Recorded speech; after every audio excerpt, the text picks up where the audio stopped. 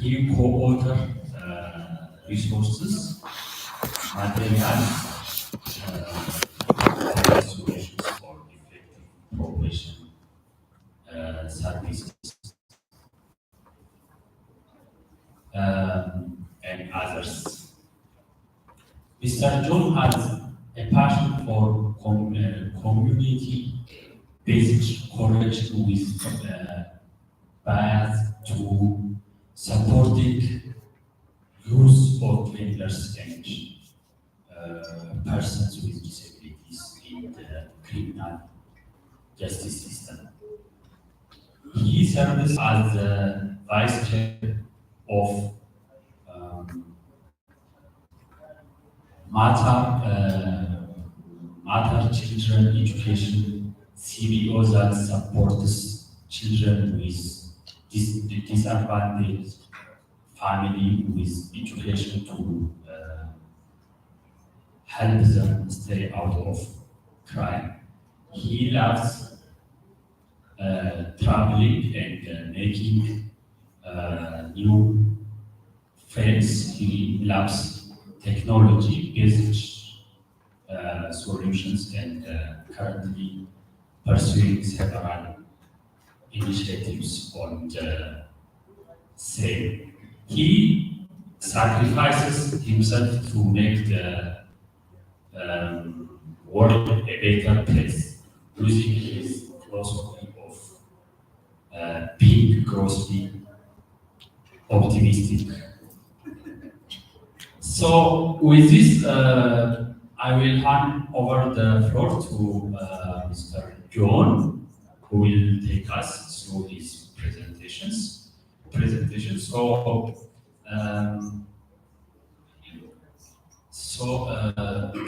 will have 30 minutes. Hopefully by 10 to 3, we will finalize. Thank you so much, and over to you. Thank you very much. Thank you very much for everything. I'm just a simple guy. Forget about all that you had. I just know that I'm a simple guy. Yes, so I'm excited to be here and to just share with you what I have prepared for us. So, yesterday and today, we have had presentations, and from my analysis, some of them have come from academia, some of them have come from the practitioners outside government.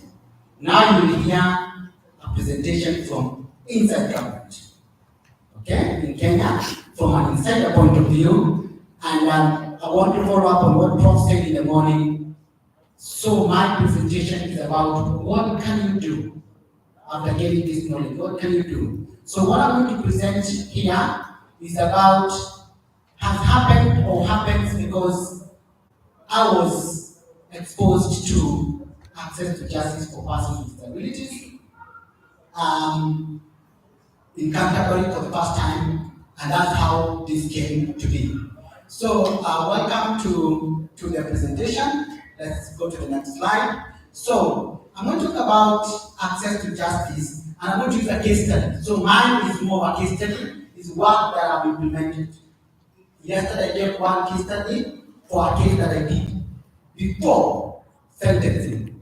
What you call pre-sentencing case, the one for bail information report, the one I presented orally. This case is now post-sentencing and during imprisonment. So what can you do for that kind of capacity? So the background to this is that in Kenya we have a constitution that's very progressive, that has been tested and tested so many times in so many ways, and we have one very beautiful article, Article 2.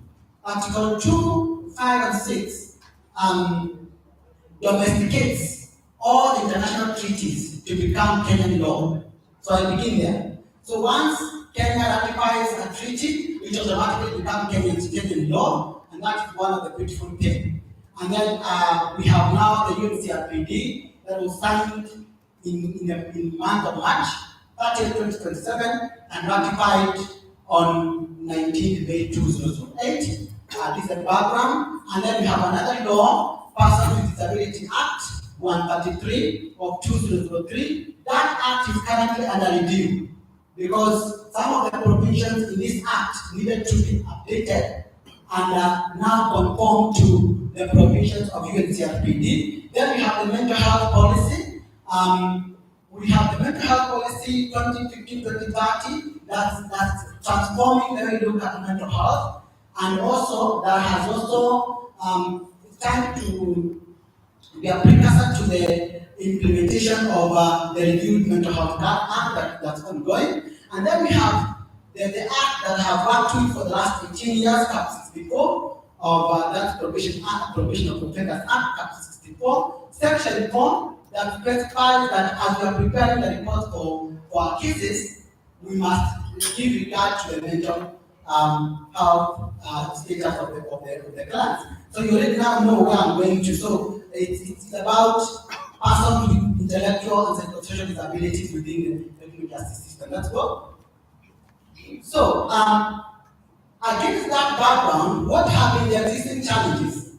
One of the challenges has been that despite what I've said, we still have inadequacy in terms of our legal and policies that implement effectively, and especially Article 13 about access to justice and the accommodations that need to be made. So our laws are not very, very clear on that. We still have cases of persons being held in our institutions, penal institutions, with mental health issues. I'm going to give you statistics that we just received last week. And again, we have the CPC, section 66 of CPC, that has got to do with presidential pleasure. So I'll be speaking to that. So that's another challenge that we have. And then we have the general access to justice for persons with intellectual disabilities. And then we are still in the search of a good model, and already been presented to us this morning and yesterday that there's a lot of inclination towards medical model for dealing with persons with intellectual and psychosocial disabilities. But we're still searching what is the best model. And I speak with officers in the office at the headquarters where I sit, and I listen to them speaking about persons with mental health issues. It's like, yeah, they are so frustrated because they don't know what to do with that. So we are still in that journey of searching. Then we have case laws that have been done by our courts that the judgments are yet to be implemented.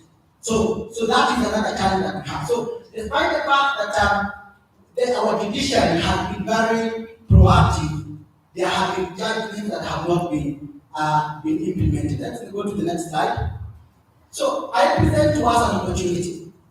I present to us an opportunity, especially for the magistrates and the court officials that are here. Despite what I've said, our justice system, our judicial system remains one of our best opportunities as it comes to persons with intellectual and social disabilities in the justice system. Why? There are 4 pillars, or there are 4 things that the judiciary does, and I'm going to demonstrate shortly. The judiciary is able to make declaratory orders. If something has been litigated and the court is invited to make a declaration, the court is able to make such declarations. And those declarations are good. It's also able to make administrative orders. It's also able to uphold the Constitution. When the Constitution is a threat or there are rights that need to be accessed or to be claimed, then the judiciary can be able to enforce that. And then we have what you call law enforcement orders. Like there are things that I'm going to demonstrate shortly that the judiciary will decision that they will make to enforce laws that have not been enforced. So with this background, then, if you are now talking about the challenges of persons with mental health issues in the justice system, this provides an opportunity if it is well implemented. And I'm going to demonstrate how Kenya used this model to actually now provide one of the best case scenarios. Let's go to the next slide. So I'm going to use a case law. It's a case law that you can Google. It's a petition, it's a constitutional petition number 226 of 2020 and E323 of 2020. They are both from Milimani High Court in Kenya and by the same judge, Anthony Murima, Justice Anthony Murima. So the content of this case law is that the court was invited to actually inquire, make three things, or address three things. One, inquire into the circumstances under which persons with disabilities, intellectual disabilities, can be dealt with in view of Section 133 of our Constitution that establishes something called Power of Mercy Committee, and the CPC, Section 162, 164, 167, that talks about the powers of the President to hold persons in custody who have mental issues. So the court was invited to make to actually inquire to that. How is that? We have a committee called Power of Mercy Committee, and we have declaration, the CPC, that needs to be that gives the power to another entity. There was also something else. The court was invited to inquire or to make a decision. What is the role of a president in decisions that are made by the judiciary in the principle of separation of powers? Because the judiciary and the executive are two separate entities. How come the judiciary will inquire into a matter, then leave the decision to be executed by the executive? So the court was invited to make a finding on that. And then the other thing that was invited to do is to look at the impact. What is the impact of the fundamental rights and freedoms as enshrined in the Constitution in view of the things that we have highlighted? I've just done that so that you can actually get that case law, because I think it's something that if I were to propose an award for any magistrate, for any judge, that's one judge I would propose to be awarded by this forum or any other entity, because the ruling has very fundamental implications. Let's go to the next slide. So, what were the results? What were the results of the court? When the court was invited, what did it mean? It made several orders. In total, there are about 13 orders. But I just want to dwell on the orders that, in the order of what I described earlier, declarations, the constitutionality, and administrative orders. So, one of the declarations was that sections that were in contention, 162.5, 166, 167 of the CPC were declared unconstitutional. Those were sections that gave the power to the president to hold persons in custody, as long as they have been found to have mental health problems or issues. The second thing was that, so that was the declaration order. So the court made another declaration, which was very good. The second thing was that it ordered that the president violates the Constitution by holding persons under his pleasure in custody in view of section 25, 27, 26, and 29 of our Constitution that speaks to the freedoms that people have, the right to life and the right to freedom from detention. So, by holding persons in custody on the basis that they have mental health issues, that was a violation of the Constitution. So the court made that finding. The other thing it found is that it made some remedies, now administrative order. It is saying that persons with mental disabilities ought to be given necessary protection and assistance in the justice processes. So that was a very good order. And then went ahead to say the courts not to hold persons in custody using the above sections. So the courts were ordered not to commit somebody in custody under the section of 166, 167, and 162. And then it also ordered that prison institutions institution or penal institution should not accept persons that have been committed to the institutions using those sections. So that was very, very good, the judgment. Let's go to the next one.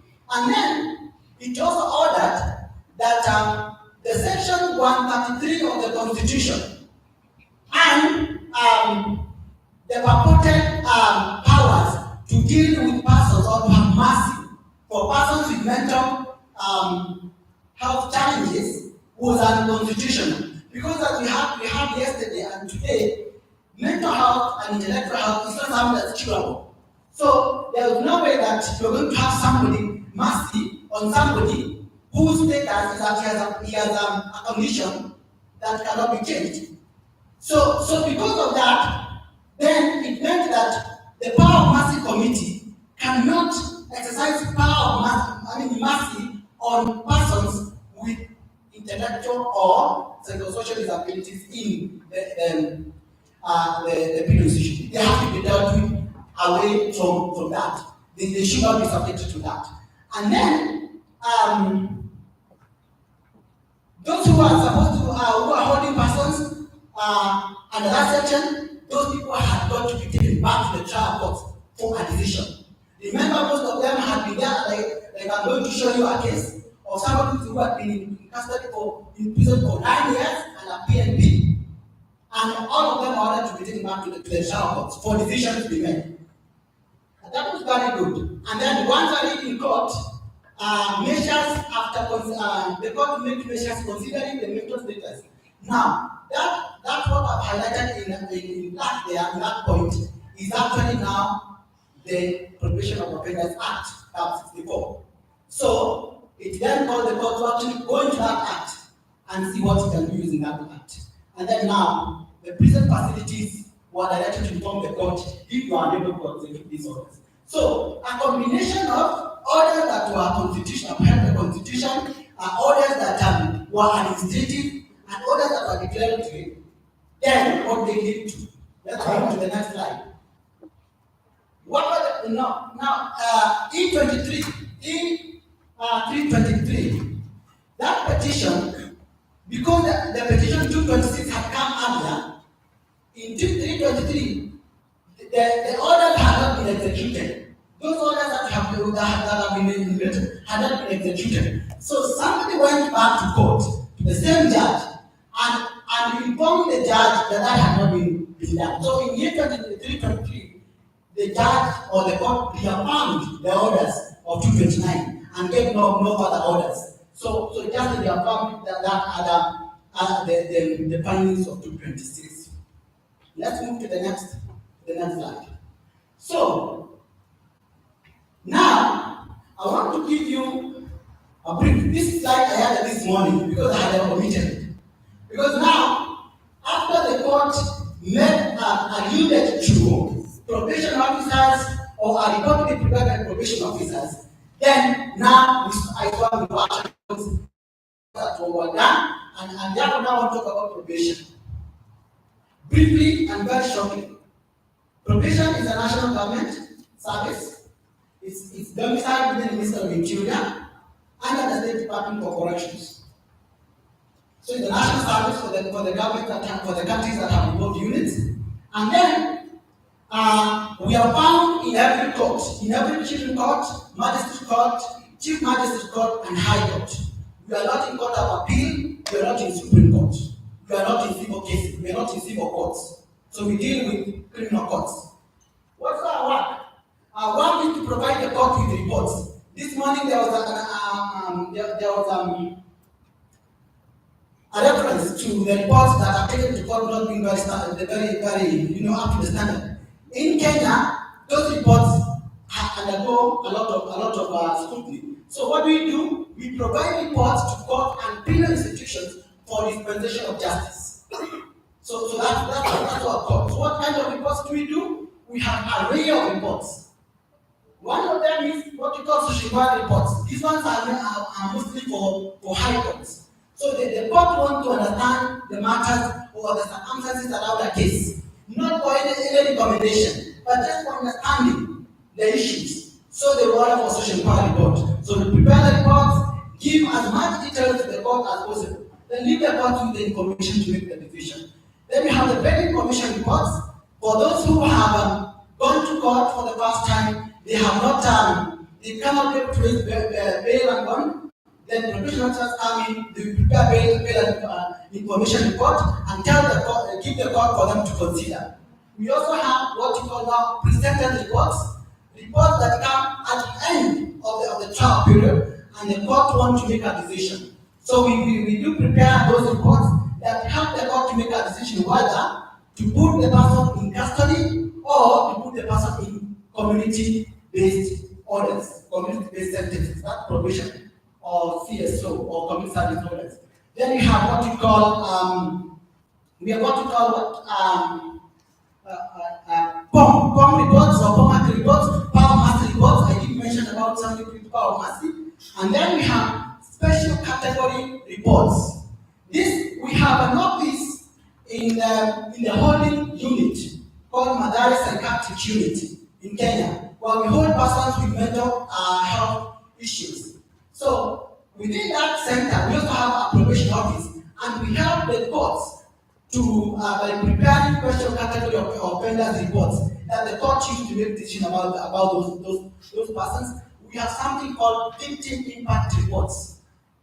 All offenses that, for instance, involve children or that have sexual offenses, we are required to present what you call victim impact report. So you don't just prepare a report blindly, but that report must also give the sentiments, the views, the impact of the offense to the victim.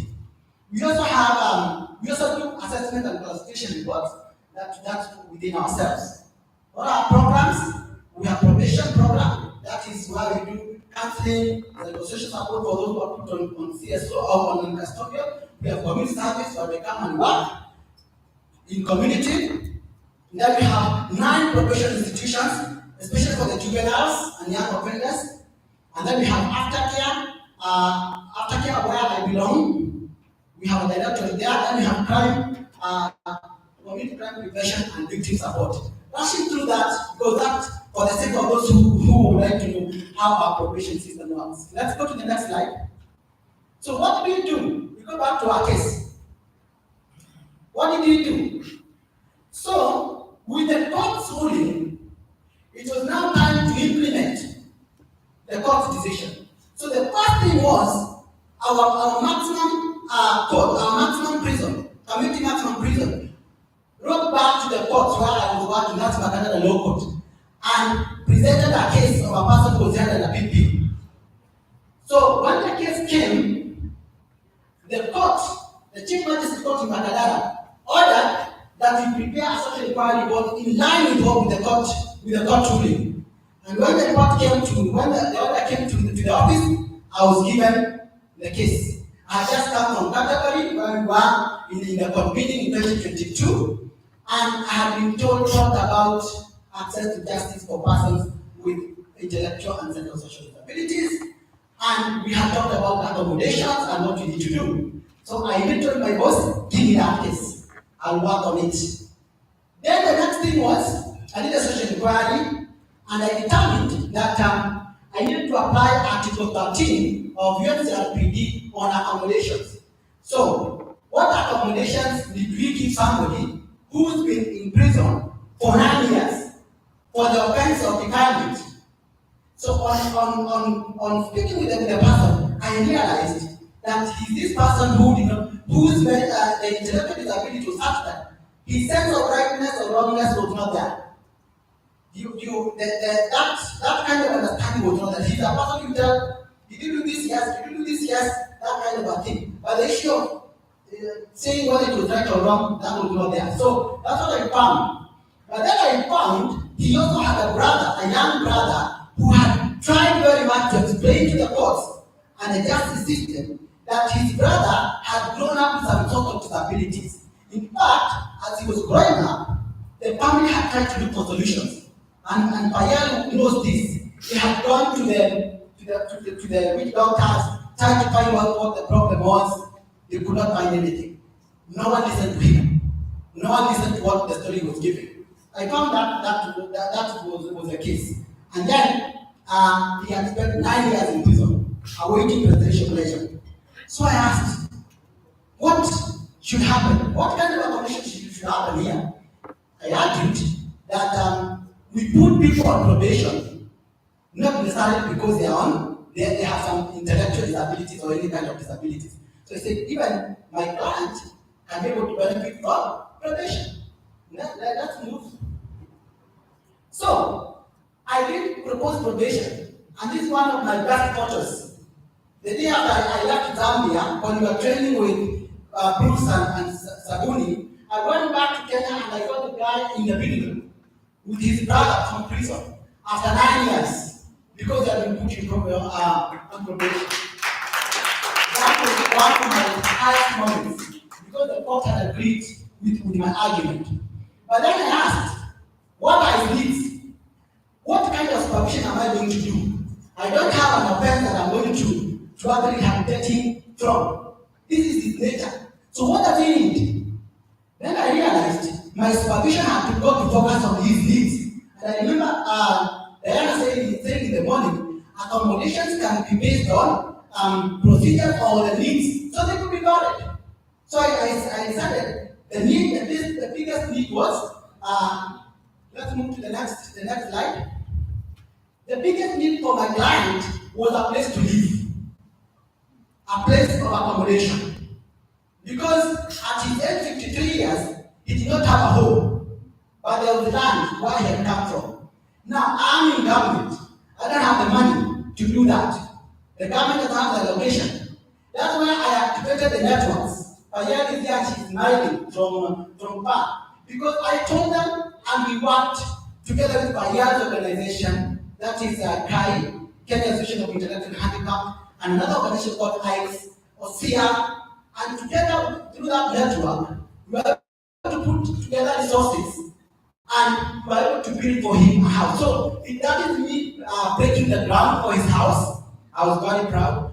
And for me to go to that home, which was like about 50 kilometers from Nairobi, I was not given transport by my officer in charge. I was not given office car, but I drove my own car and I went. I said, I cannot let this opportunity go. So I went. Let's move. But I carried some officers, some 2 officers, the ladies there. So you can see the progression of the house. As I did the groundbreaking, the house began coming up. It was built. Let's go to the next slide. And here is my client standing outside the house that was built, courtesy of networks, courtesy of collaborations. And there was a house, there was a bed, there was fire organization, all those bed, some basics, and our client settled at home. So what was the argument? Me as a probation officer, I was able to get him out. Firearms organizations were able to mobilize resources for building a home. His brother pledged to provide food and social support.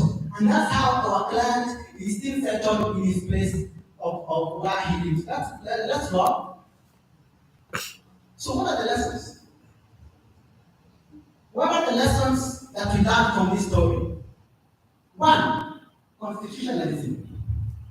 Despite the challenges that could be there, with all the things that are there, constitutionalism is very, very key. Second, use of the judicial processes. Judiciary has an opportunity to be able to write some of the things that need to be righted, as you have seen. Understanding and applying judicial provisions. It's one thing for the judiciary to make provisions, it's another thing to apply them. So there's need for anybody who gets a hold of those judgments to actually interpret them and apply them to the benefit of persons with disabilities.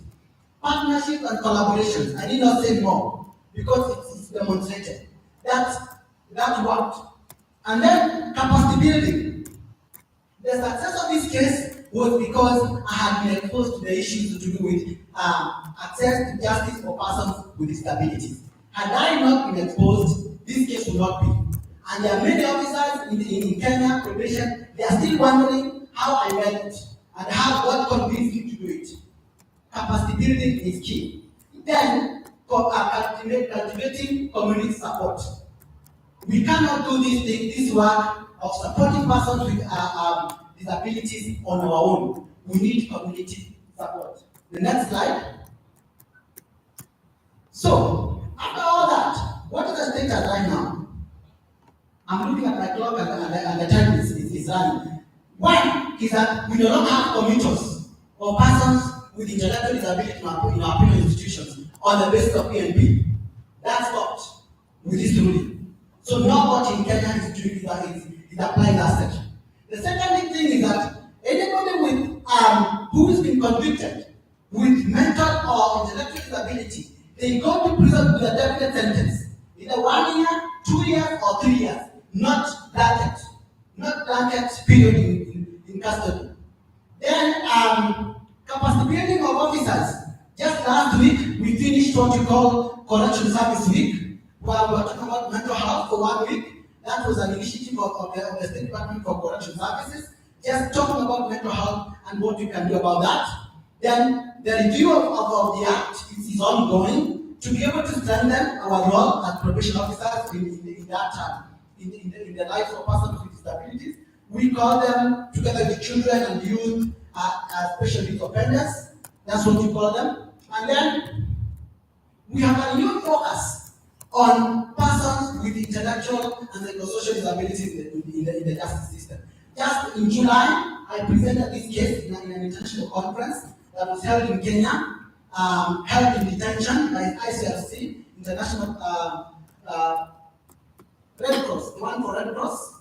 I presented this one, and then just last week, as I said, we have officers talking about these issues of mental health in our justice system. Then I now do the presentation, and then our Madara Lason office is now headed by an expert in mental psychology. Initially, it was just the officer. Right now, probation, anybody having that unit must have an understanding of psychology and mental health issues. And then we are continuing new collaborations and networking for the sake of impact. Okay? Let's move to the next slide. I think I have 3 more slides to go, but my time is up. Okay? Are we out of the woods yet? Are we out of the woods yet? Without truly? Not yet.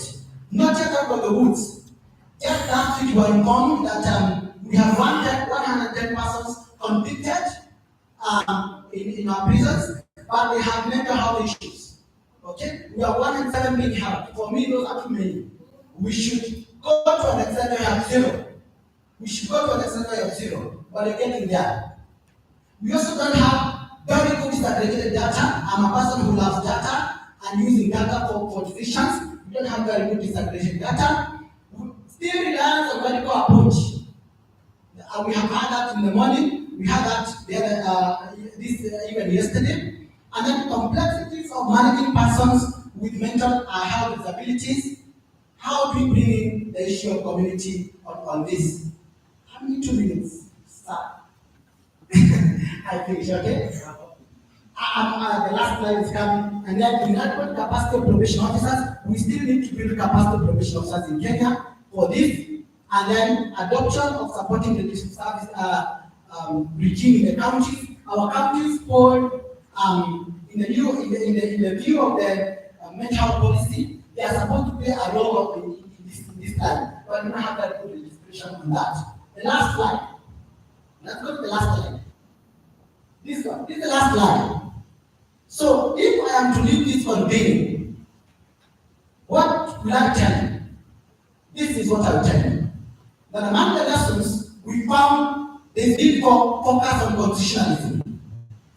There's need to focus on supporting the legislative and policies. There's need to focus on network and collaborations. There's need for capacity building. And then, what are the recommendations? Let's advocate more. Let's do more advocacy on this. Let's continue sustaining public interest litigation. This case is a result of public interest litigation. How organization is doing. When the public interest litigations decisions are read, then they become case laws that can actually be implemented. Review legislation to incorporate events and PD. Let there be a continental networks for resource mobilization, and yeah, these are the lessons. Because of time, allow me to read there, but this is an example of what can you be able to do from the information that we get. Answering Professor as she told us this morning. This is what I've been able to do in my humble way, and I'm happy to present it to you. Thank you very much.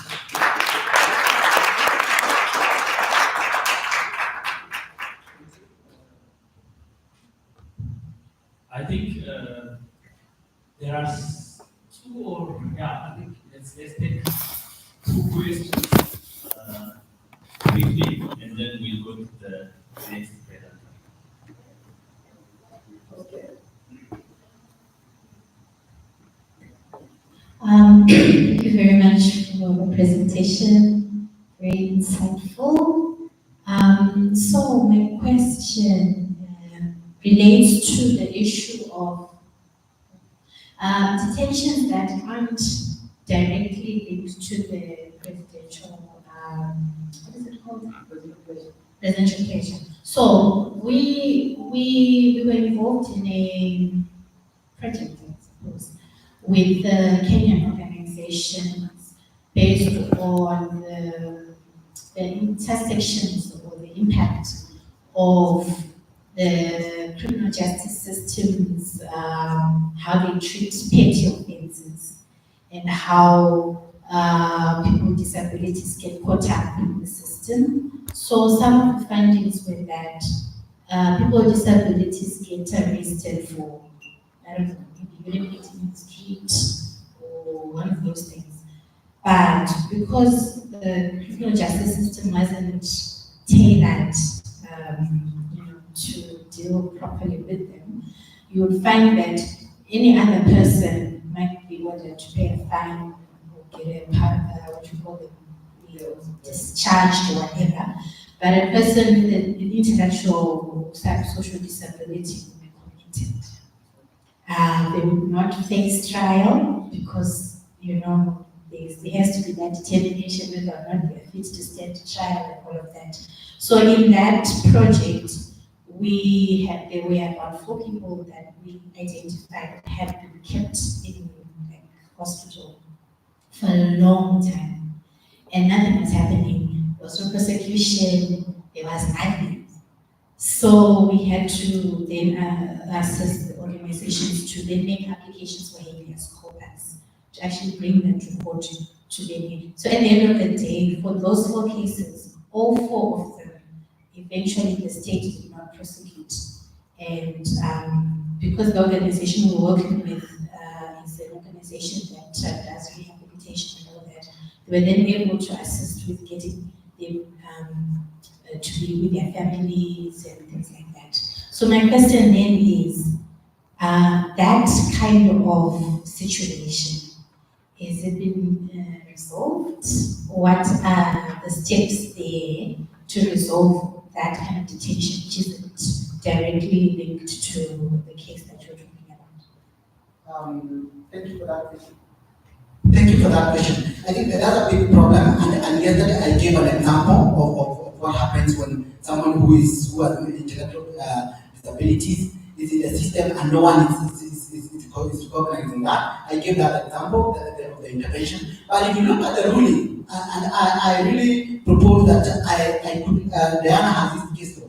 If you look at the thinking behind this ruling, that was one of the things that the court wanted to cure. The issue of arbitrary detention of persons with intellectual disabilities and nothing happens. Initially, even the police would just arrest people and just go and dump them in Madara and just forget about it, But right now, with this kind of ruling, that is a cure. That's why for me, this is one of the best rulings that is both administrative, it's constitutional, and also it's legal. So slowly we are coming out of that because now the prisons have an order. You cannot take people without definite sentences, and if it's remand, they have a date to go back to court.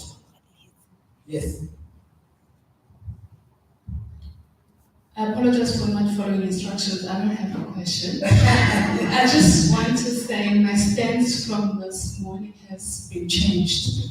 I realized the importance of networking and collaboration and capacity building. So I'm very grateful for your presentation and being here today. I see it's possible. Thank you. Thank you. Thank you very much. Thank you very much. So you have one hand and one hand over here. Please be very brief.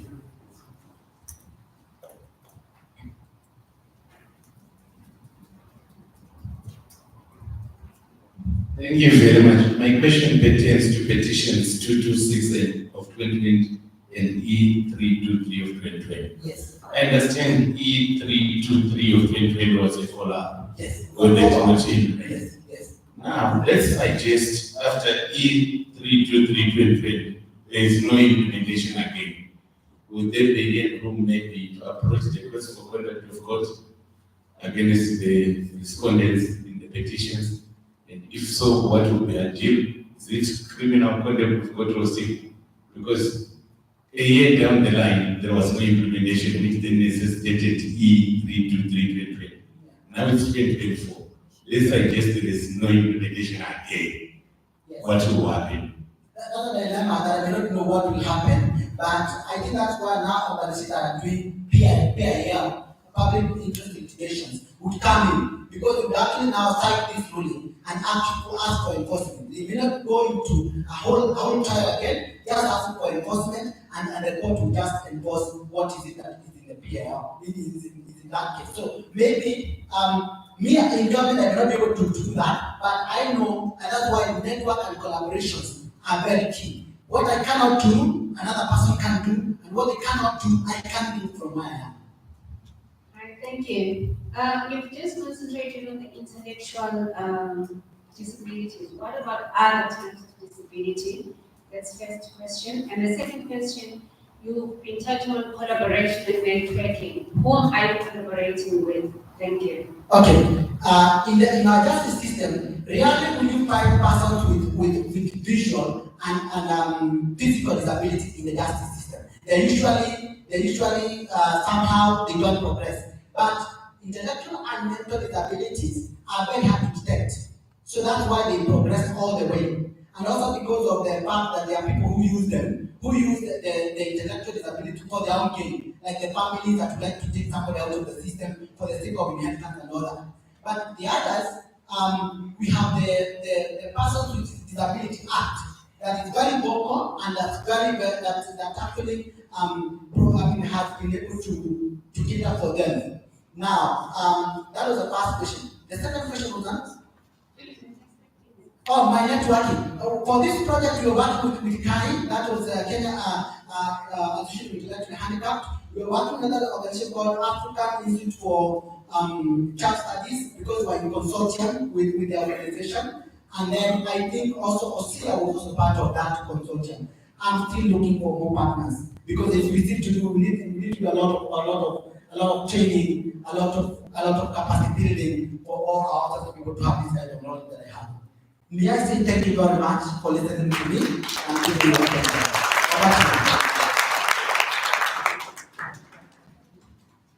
Thank you so much.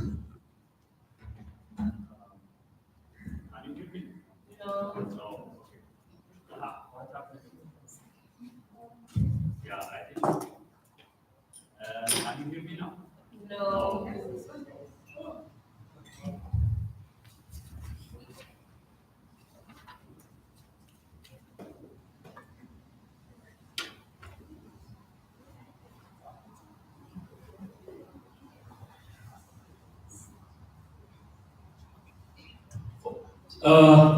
much for the presentation.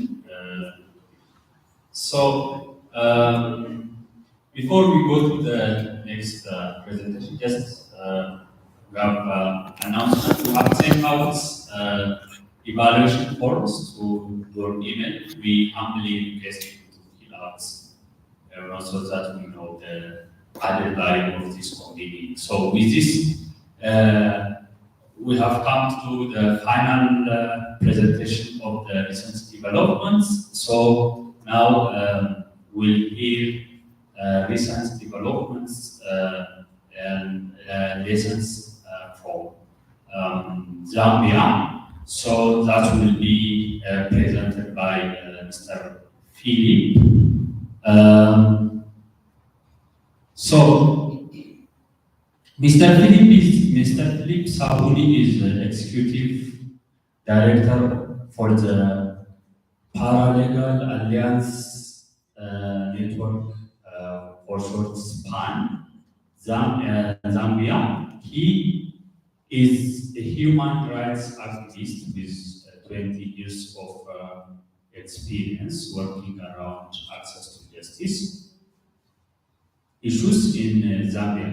He is part of a team of human rights lawyers working with African Center of Excellence on Access to Justice to promote paralegalism and access to legal aid by those in need.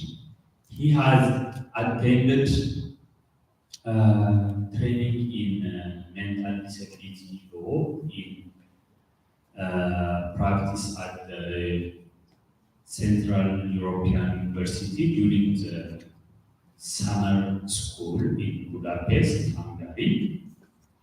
He has worked around psychosocial and intellectual disabilities issues, where he was involved in research to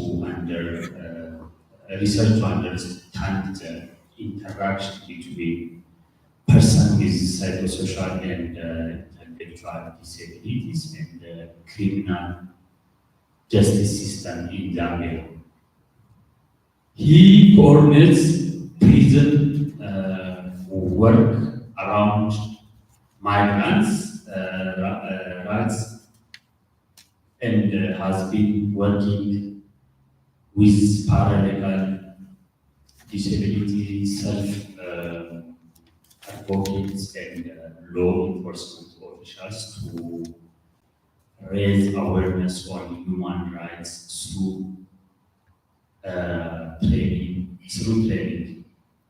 Mr. Philip is a member of the coordinating committee of the Access to Justice Knowledge Hub and a member of the International Association for the Scientific Study of Intellectual and Developmental Disabilities, in short, EASID. EASID disabilities, yeah, in short, EASID, yeah. So, this is just to introduce Mr. Philip Sabuni. So, with this, let me invite Mr. Philip to do his presentation. So, Mr. Philip, you have less than 30 minutes. I humbly request you to finish by 3:30 because we are late, so we run out of time. Sorry about that. I'm not being fair to you. I hope you will manage to do your presentation using this time. Thank you so much, and over to you. Thank you. Thank you very much. I'll be quick. I think my presentation is short. So I won't have a problem to finish within that time. All right, so I'll talk about the development in Zambia. And for us, as a network, as a Paralegal Alliance network, we started working around disability issues, I think sometime in 2012. When we were invited by the disability organizations, to look at access to justice issues for people with psychosocial and intellectual disabilities who were passing through the justice system. So we began with a study, of course, to understand the interaction between the persons with psychosocial and intellectual disabilities and the criminal justice system. because we had a report which actually pointed to the fact that there were a lot of challenges, that the justice system didn't understand how to deal with cases involving such persons. So we wanted to have more information on that, and what we did was to, visit institutions, criminal justice institutions, to visit prisons and all that, and also have a chat with those that were being held in prisons at the president's pleasure. And of course, results were such that there were a lot of discrimination, a lot of abuse in terms of over-detention. The laws were not were followed because the law, where the law provides, for instance, that reviews should be done every after 6 months. Some people actually would wait up 2 years before the reviews are done. And so what we did was to begin to work around those issues. And so that's how our work actually began around disability issues. So we generally, for Zambia, I think after 2008 coming on the CRPD, things started happening. Of course, things started happening because we saw for the first time, 2012, we had this Persons with Disabilities Act, which for the first time, of course, provided, or we had, a law which respected the rights of people with disabilities. And also a number of disability organizations began to engage in advocacy work just to make sure that the rights of people with disabilities were respected. So 2010, we had Zambia ratifying the CRPD, and like I said, 2012, it was domesticated. So most of the provisions of the CRPD came out in the Persons with Disabilities Act. Then after the 2012 Act, we saw other developments such as, of course, coming in of the Mental Health Act, which is of course recent, but it was also put in place to replace the Mental Disorders Act. And we also saw, like I mentioned already, a lot of civil society organizations, such as the Disability Rights Watch, Bruce works, Zambia Federation for the Disability Organizations, and many others, that became so forceful in trying that actually we can see changes, as regards policy and all that, kind of a thing. So, to look at what is happening now, recently, after 2019 law that was put in place, we have seen that what we are referring to as a board for the Mental Health Council, so this was provided under the 2019 law. So the law provided that government should put in place the National Mental Health Council, which will then be responsible for ensuring that disability programs actually are implemented.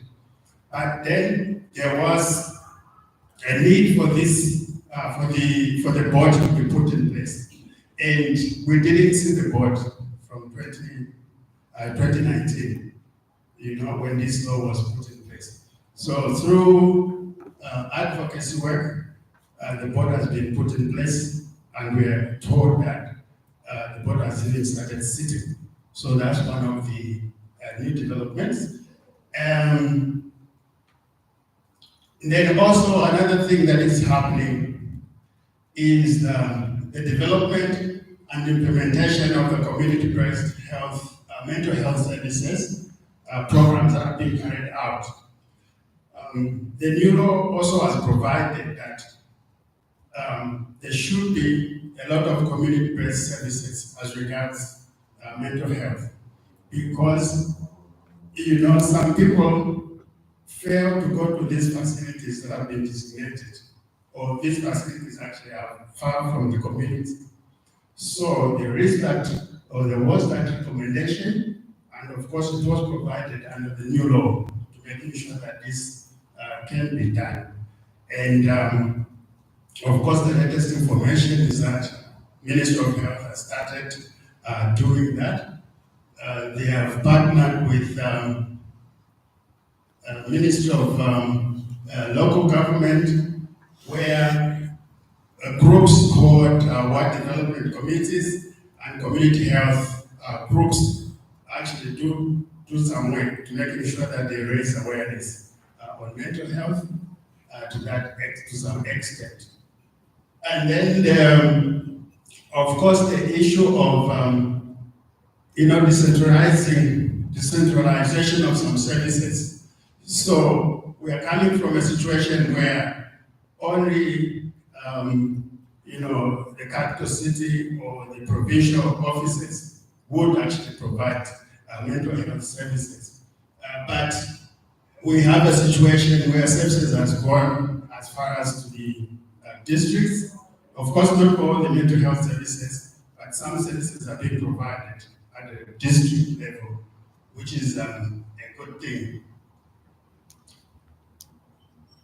And then also another thing that has taken place is the fact that government is developing disability mainstreaming guidelines, across all sectors. That includes access to justice. So guidelines are being put in place, which institutions and everyone should be able to follow, to making sure that people with disabilities can access justice. Moving on, recently I attended the launch of a new project, which is was run by Cheshire Homes Society, and these are partnered with the African Albinism Network. What they are doing is, to develop a national action plan for persons with albinism, and there is a component to do with access to justice. So it's a new project. It was launched last month, and implementation is under. And then another thing, or another new development that we have seen is that a lot of psychiatry nurses, or a lot of nurses and clinical officers have been trained in psychiatry so that they can also provide a service.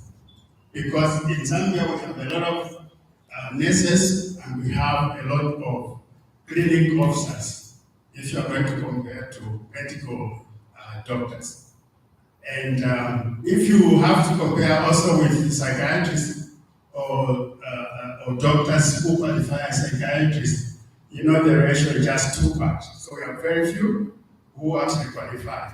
And so in the districts and those other communities, people that provide such services are nurses and also clinic officers. So a lot of them have been trained and they do provide such services before qualified psychiatrists can come in and just provide that guidance. So it is a good thing which I've seen even in prisons, because what used to happen like in prisons, is that the criminal procedure code has provided that every after 6 months, for instance, those that are being held in prisons and have psychosocial intellectual disabilities should undergo reviews, medical reviews, But because of and other rural health centers have selected some nurses and also clinical officers and build their capacities so that they can be able to attend to these cases even before the doctors can come in. So it's something that is helping. just before the end of October, I did yesterday, yes. When I was coming here, actually, when I was preparing this presentation, someone just shared with me this guideline or a directive. It's a circular by the Secretary to the Cabinet, who has actually guided that all government departments and institutions, should ensure that they put plans in place so that facilities, they can comply with the law by ensuring that buildings and all these other facilities actually are accessible by people with disabilities. So it's a new directive, and from the cabinet office, and we hope that it can be done. So we hope to see, a lot of changes in terms of, providing accessibility for those that are not able actually to access good buildings or any other such, facilities. And then another thing that is being done is the issue of capacity development or training. So a number of trainings are going on. The only challenge is that trainings are not being done, by government.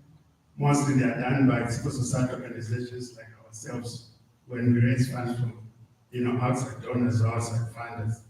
So what we are doing is to train them to understand, rights of people with psychosocial and intellectual disabilities, for them to understand how to deal with these matters.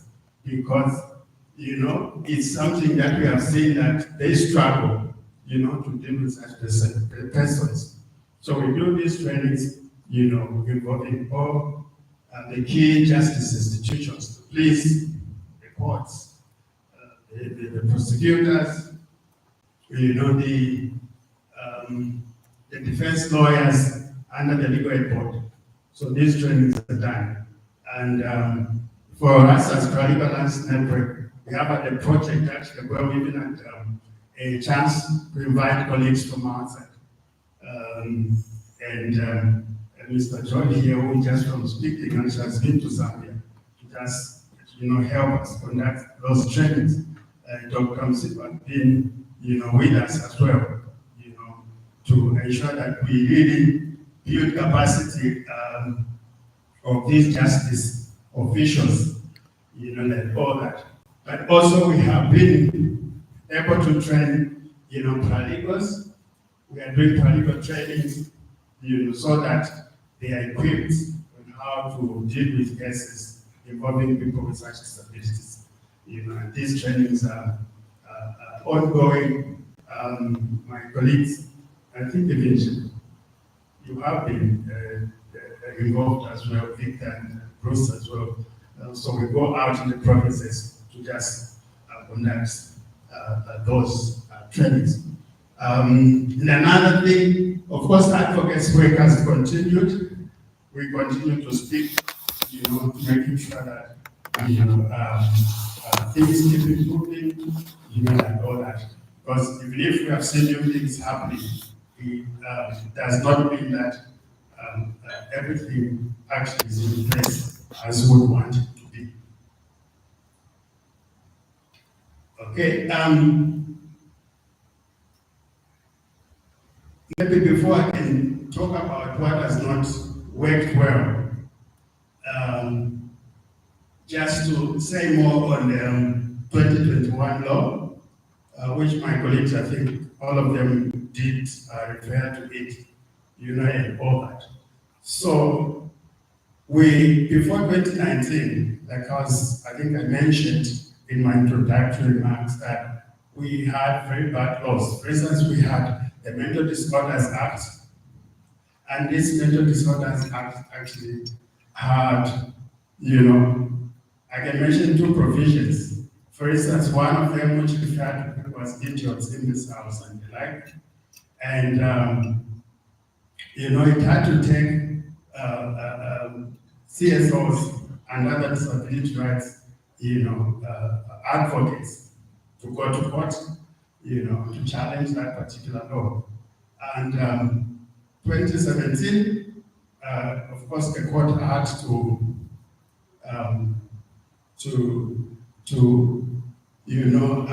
order that particular provision, should be removed. In fact, what we wanted was for the court actually to declare that particular law as unconstitutional, but they only ended up dealing with one provision. But also it had another bad provision in terms of, for instance, if you are being suspected of having an intellectual or social problem, or generally mental health problem, but then you are not seeking health, attention. The law provided that someone can go to court, get an order, so that you can be checked and detained. And there was a situation where some people abused that, because, for instance, if you're a couple and you want your spouse out of your way, you just do that, and they're detained, while you are enjoying your life and stuff like that. And so the coming of the 2019 law was a good thing. Of course, it has weaknesses. My colleagues have mentioned Section 4, the issue of legal capacity and the like.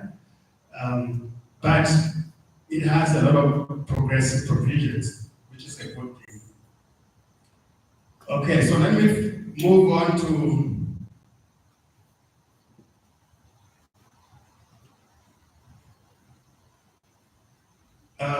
what we are still struggling with.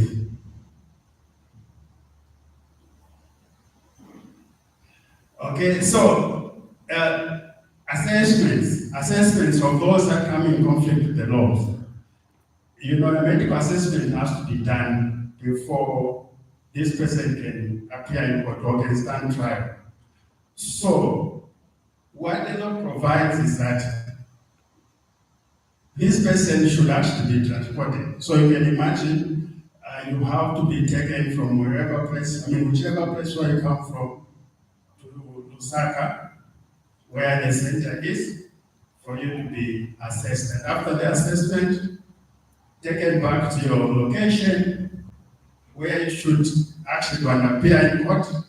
And after that process, then you're brought back to facilities which have been designated for such persons. So we only have 3 prisons which hold or which keep people that are being held during the present situation.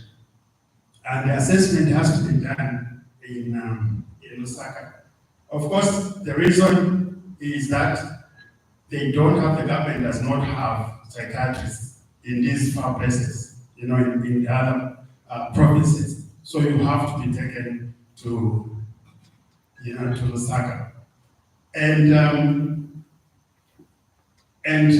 the only positive thing is that because of those nurses and the clinic officers I've mentioned, at least they are being taken care of, even as they wait to be attended to by the doctors.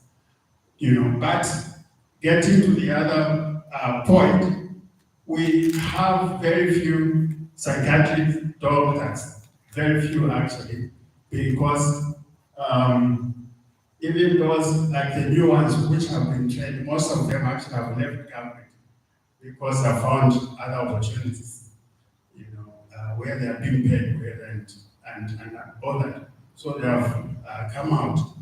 After 2015, when we were launching the report, the study report that I talked about, we saw government actually moving to an extent that we had a good number of psychiatrists. I think we had about, I don't know whether it was 6 or 10, something like that. And they had started placing them in provinces. And we were hoping that now those assessments and reviews, would be done, not only in Lusaka, but other places. But, what happened was that these people could not live in those far places. Everyone wanted to be in the city, and eventually they got jobs somewhere else. So we have very few doctors up to now. And recently I was told that our favorite doctors retired completely now. Doctor, I'm sorry, my colleagues will not know him. He reached, of course, his retirement age. After retiring, they kept giving him contracts. So I think now he's completely tired. He has to and rest.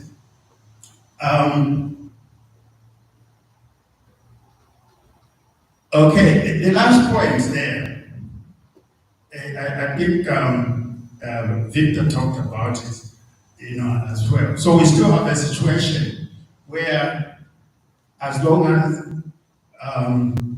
you are someone with psychosocial and intellectual disabilities, you have undergone a medical assessment, you cannot,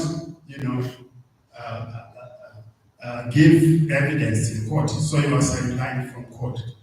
The court process, or the court will proceed with, trial and all that without you participating in the process. And this is, of course, against what the law provides, because the 2012 law provides that these people should participate in the process. But it's not the case now. It is not the case, still in our situation.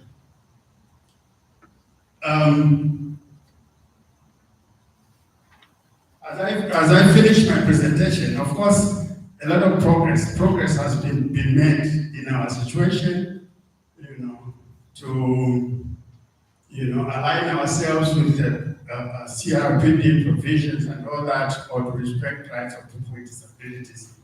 Like I've mentioned, we have new laws in place, and many other good things that are happening, and all that, the other services that are being provided.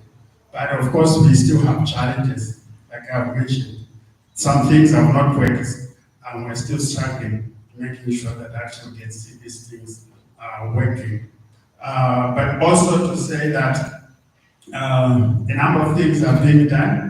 A lot of organizations, a lot of institutions are doing what they can to making sure that there's that respect for the rights of people with psychosocial and intellectual disabilities. But that does not mean that we have reached where we want to be, or we have seen everything that we want to see.